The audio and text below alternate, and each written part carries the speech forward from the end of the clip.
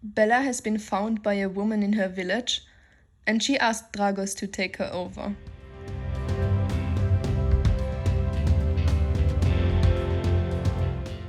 She was very skinny at the beginning and full of ticks. She had such a sad look in her face, as if she was wondering, why me? Because she most probably got abandoned there.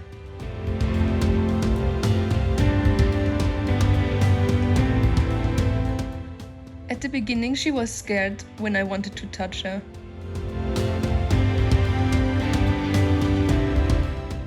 But you could see her getting more comfortable every day.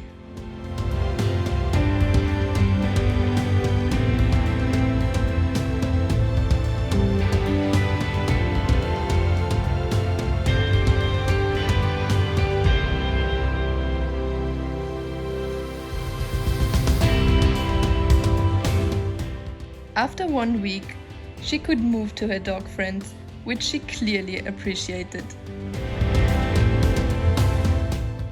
She started running around, playing, and became the happy dog she is today.